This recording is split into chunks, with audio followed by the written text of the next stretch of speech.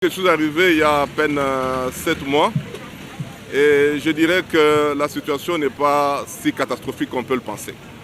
Et là, je félicite mon prédécesseur pour le travail qu'il a dû accomplir pendant tout son mandat. Il a fait un grand travail. Et je pense qu'au cours de cette émission, vous comprendrez pourquoi je dis qu'il a fait un grand travail. Je félicite aussi tous ceux qui sont autour de moi, parce que c'est dans des conditions très difficiles qu'ils travaillent, mais il y a l'abnégation. En tout cas, la situation, elle est bonne, elle est passable. Que les réseaux d'assainissement puissent fonctionner convenablement. L'OVD, c'est l'Office de voirie et drainage. Donc, la voirie a sa place, le drainage a encore une place prépondérante. Il y a moins de 3 mois, l'engin est passé. On a curé sur cette rivière-là. Donc, on avait l'accès facile. Mais si vous y passez aujourd'hui, après qu'on ait travaillé la route, dans le cas de zéro trou, on a bétonné cette partie-là. Mais il y a déjà les parcelles qui sont distribuées.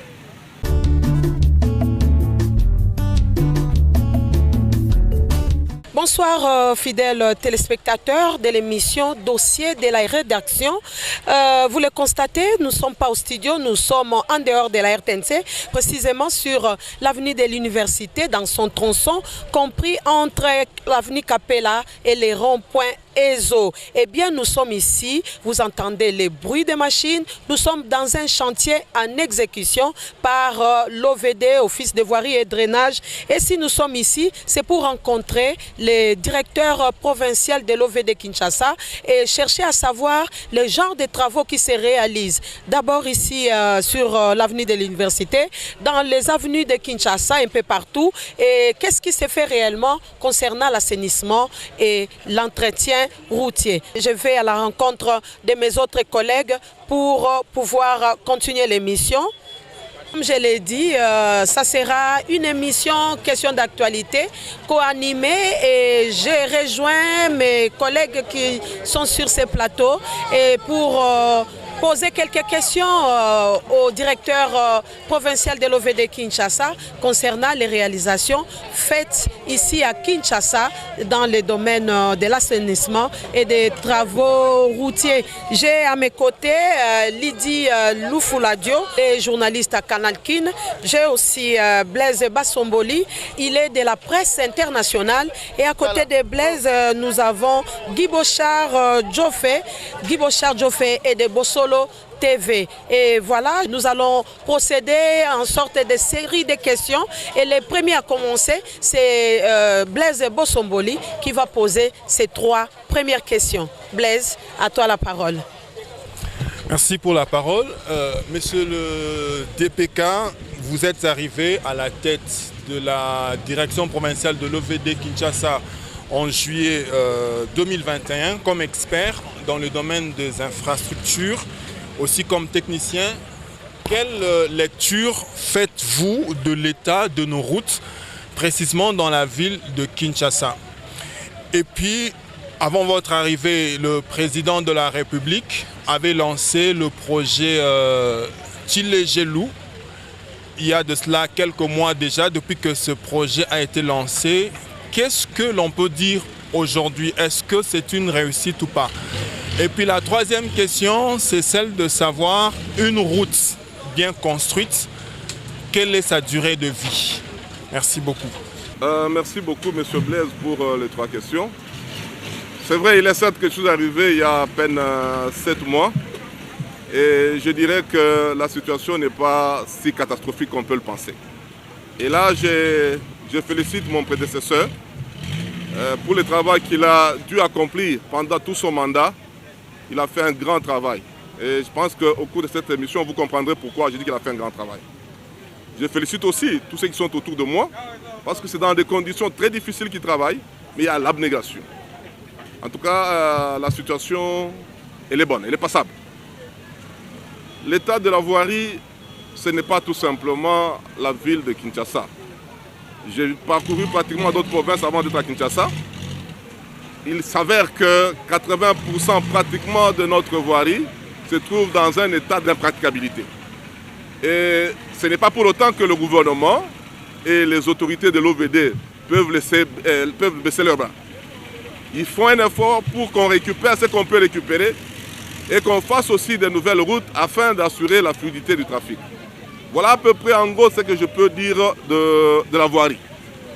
Certes, pour la deuxième question, il y a le projet Tshilé-Gelou qui a été lancé par le chef de l'État.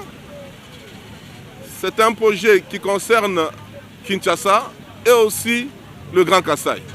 Mais parce que nous sommes de Kinshasa, nous allons parler de ce projet à Kinshasa. Ce projet a été lancé, si j'ai bonne mémoire, le 17 mars de l'année 2021. Et comme vous savez, tout projet a une durée. Et tout projet est limité dans l'espace. Le projet Tshilé-Gelou visait pratiquement pour la ville de Kinshasa 39 km. Et les 39 km sont répartis dans chaque district. La durée de ce projet est de 28 mois. Donc imaginez-vous que le projet a été lancé au mois de mars de l'année passée. Au jour d'aujourd'hui, nous avons pratiquement 13 mois sur 28. Donc si on peut parler en termes de taux d'exécution par rapport à la durée, nous sommes à peu près à 45% du temps consommé. Mais dans le 45% du temps consommé, qu'est-ce qu'on a fait? Sur la chaussée, on a pratiquement fait un taux de 25,7% sur le 45% du temps.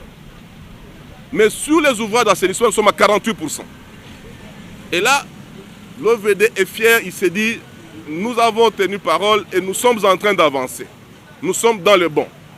Déjà, sur le plan assainissement, 48% par rapport à 45% sur le délai, il y a un accroissement, pratiquement un dépassement de 3%.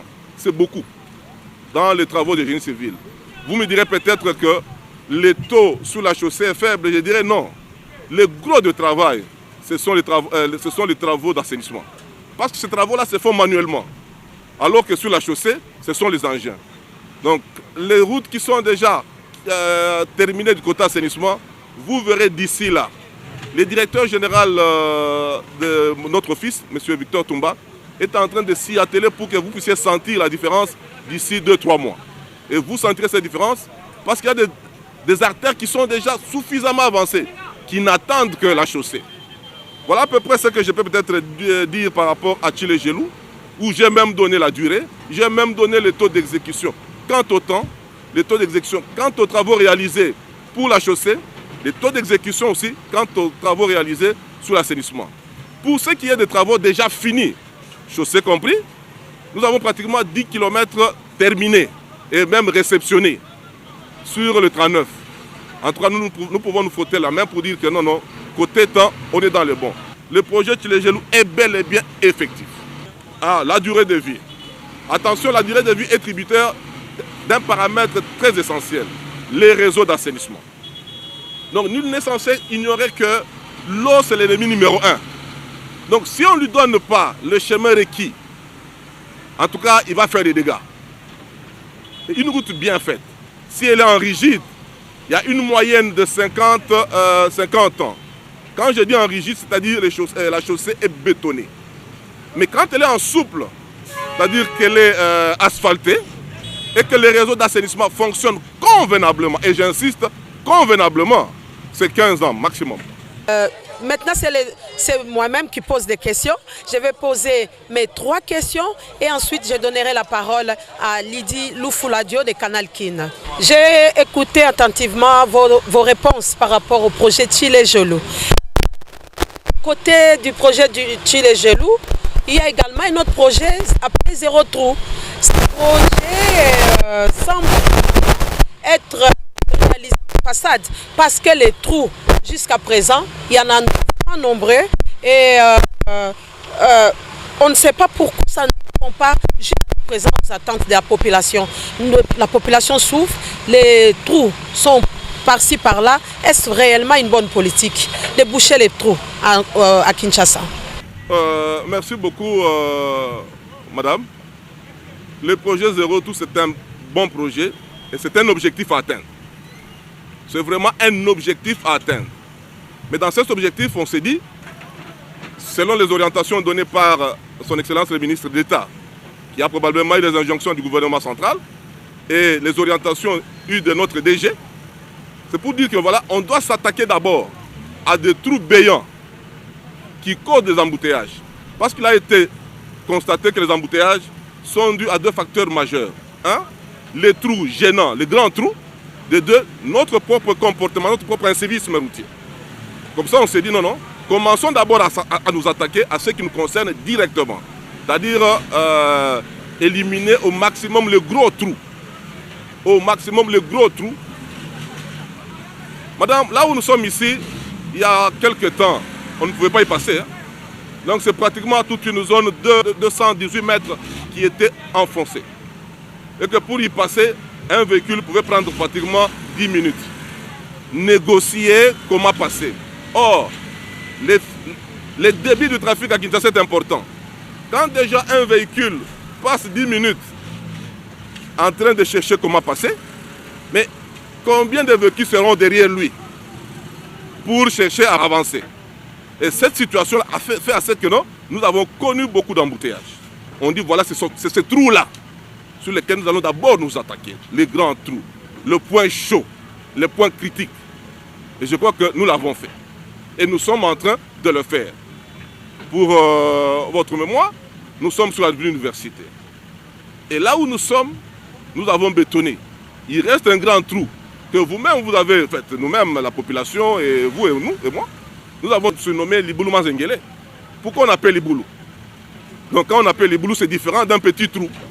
Et c'est ces trous-là sur lesquels nous allons nous mettre, c'est ces trous-là qui sont visés. Quand nous allons terminer les grands trous, les petits trous, ça sera un petit problème. Et que le projet Zéro Trou, ce n'est pas aussi un leurre. Ce n'est pas un leurre. Nous sommes butés à des difficultés parce que, vous savez, ces derniers temps, on nous accuse de tout. On a accusé le projet Tilégelou qu'on a détourné 11 millions de dollars. Or, projet Tilégelou, c'est un PPP, partenariat public-privé. Je ne sais pas sous quelle base économique on peut détourner les frais qui sont dans les PPP. Et quand on a dû constater qu'il n'en était rien, je crois qu'il fallait quand même avoir l'élégance de revenir pour dire que non, nous nous excusons, c'était des fausses allégations. La même chose aussi avec Zéro Trou. On travaille, à un certain moment on crie qu'on a détourné, mais on dit voilà, arrêtez d'abord, on va vérifier. On vérifie, on trouve que non, vous pouvez continuer. Donc les déclarations comme ça nous freinent un peu, nous freinent. Et on nous donne le quitus, nous continuons. Et j'insiste, nous sommes là avec vous. Je vous dis qu'il y a 3 semaines, du côté gauche, on est en train de curer. Il y a 3 semaines, on a curé le même caniveau. Vous voyez un peu les produits qui y sortent dans 3 semaines. C'est-à-dire que les réseaux ne fonctionnent plus convenablement. Et pourquoi ils ne fonctionnent plus convenablement? Notre mentalité. La nécessité de changer de mentalité. Donc on confond maintenant les réseaux d'assainissement avec un dépotoir. Donc il y a là encore un problème, c'est le civisme. Le civisme citoyen, le changement de mentalité. Quand nous allons changer la mentalité, savoir que le caniveau que nous avons tout autour d'une route sert tout simplement à faire écouler les eaux et non pas à y jeter les immondices plastiques ou solides de quelque nature que ce soit, je vous garantis que nos routes vont durer. Il n'y a pas une mesure à prendre en amont? Je crois que vous avez suivi, il y a quelques jours, le chef de l'État a pratiquement inauguré l'industrie pour recycler les déchets plastiques. Nous pensons que cela c'est une bonne histoire et que ça va beaucoup nous aider. Nous allons parler maintenant de traitement des points tatans. Pourquoi procéder à cette pratique-là? Est-ce parce que c'est juste pour donner la forme à la route ou c'est des dépenses de plus? Non. Madame, quand on n'a pas suffisamment de ressources, mon pays a beaucoup de problèmes, ton pays, mais les ressources sont minimes. Mais quand il y a un trou qui apparaît, on doit le boucher. Un petit trou, on doit le boucher. C'est comme ça qu'on appelle le point tatant. Quand on parle de point tatant, ce n'est pas tout simplement un vocable congolais, non. Même en Europe, les points tatans se font. Même aux États-Unis, même en Asie, même au Japon. C'est une technique qui s'est faite pour rendre le trafic encore fluide quand il y a des petits trous. Parce que la chaussée a une durée de vie. C'est comme un corps humain. Tu es là à un certain moment, tu as la malaria, et tu as votre fièvre typhoïde, mais tu prends une thérapeutique appropriée. Et c'est la même chose avec la route. La route a des maladies.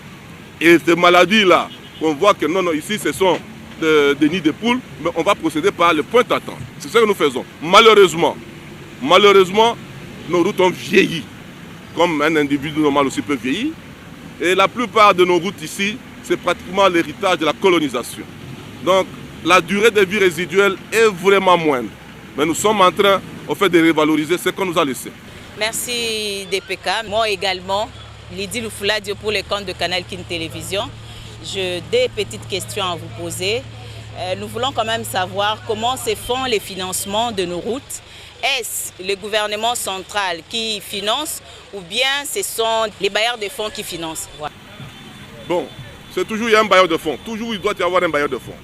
Ça peut être les partenaires extérieurs au gouvernement congolais.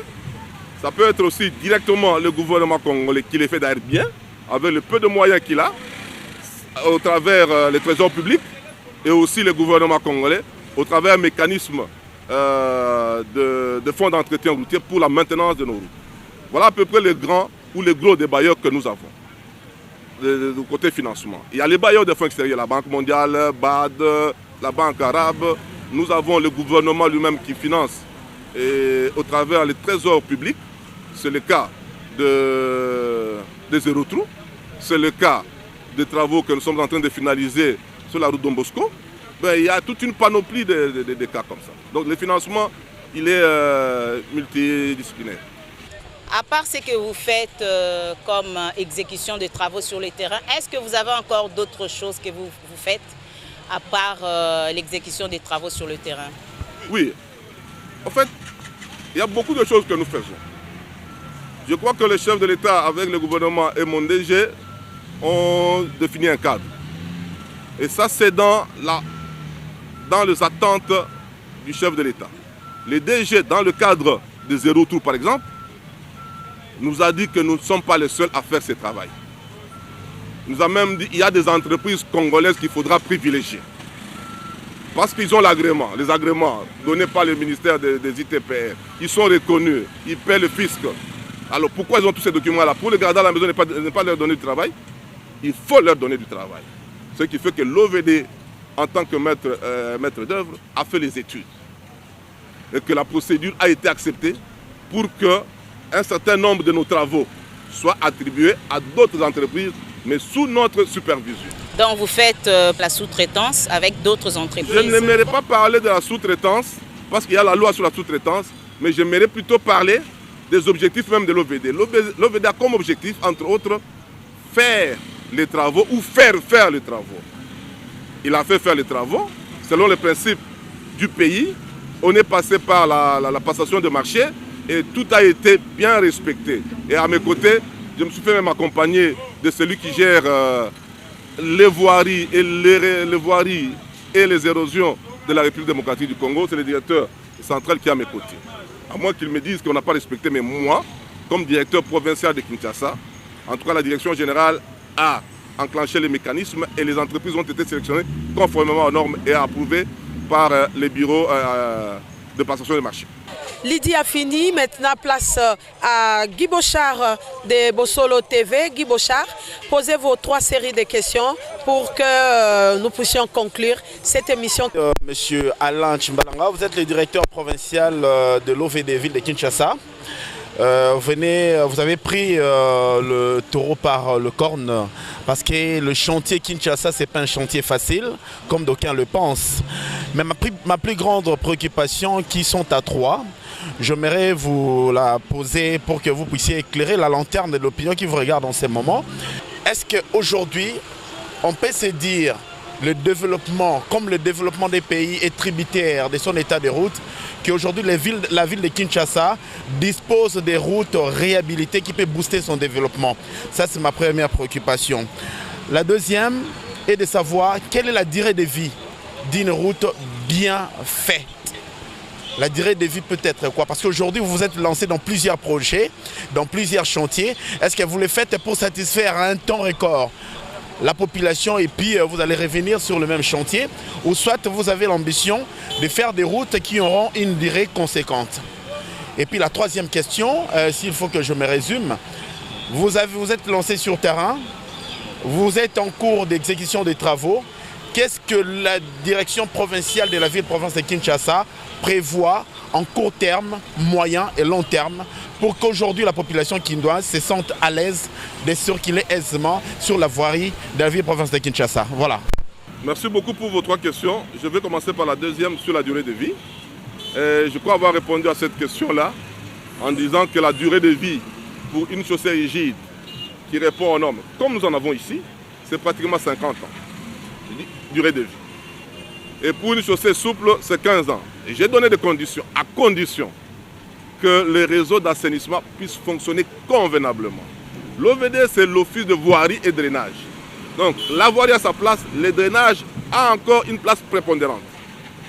Il suffit tout simplement de passer à travers la ville de Kinshasa, se poser la question de savoir pourquoi il y a des dégradations.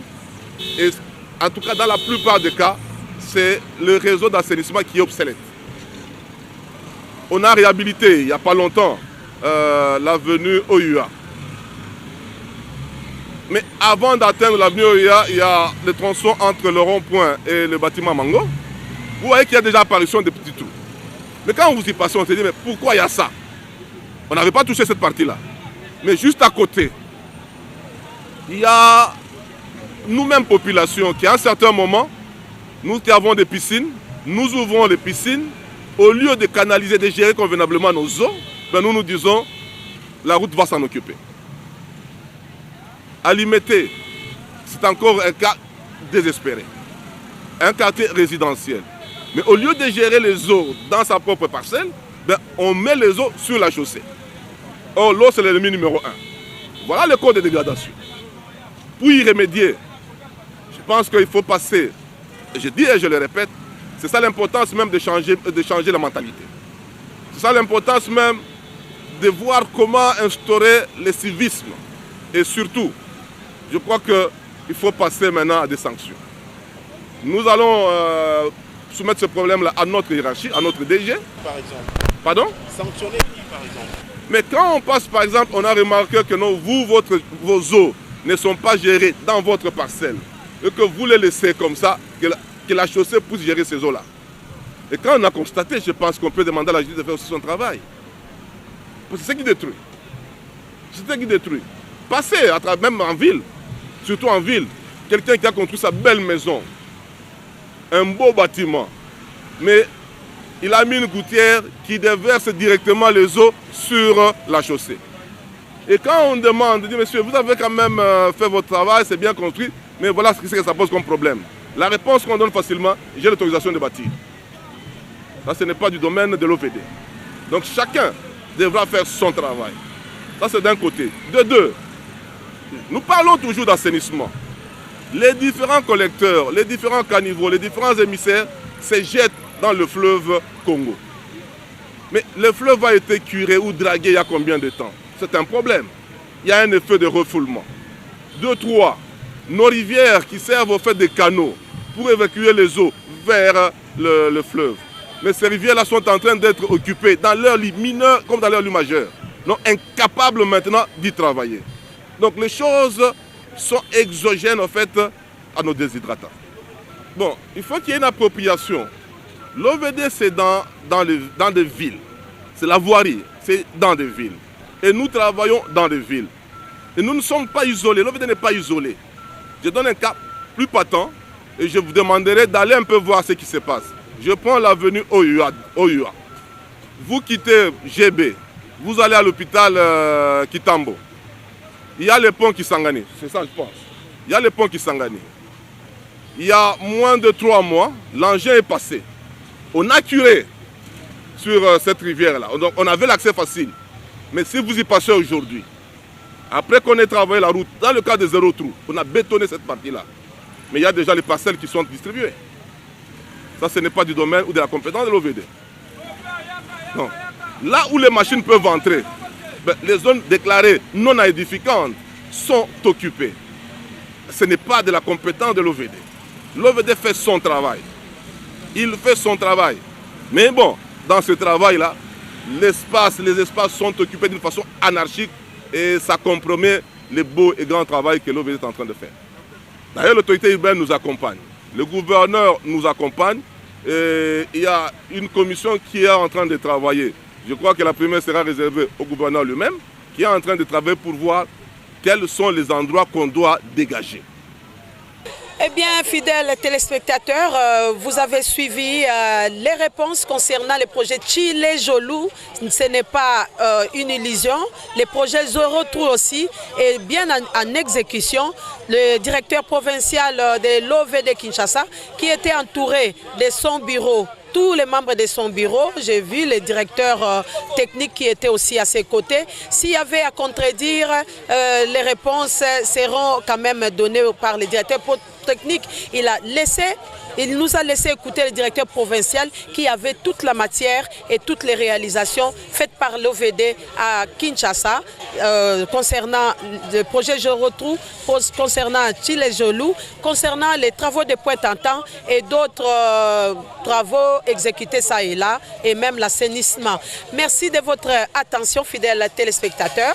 La prochaine fois, vous suivrez l'émission Dossier de la rédaction. Et pour ce soir, je remercie toute l'équipe technique qui nous avait entourés et à vous, fidèles téléspectateurs, nos remerciements pour votre attention. Merci de nous avoir suivis et bonsoir chez vous.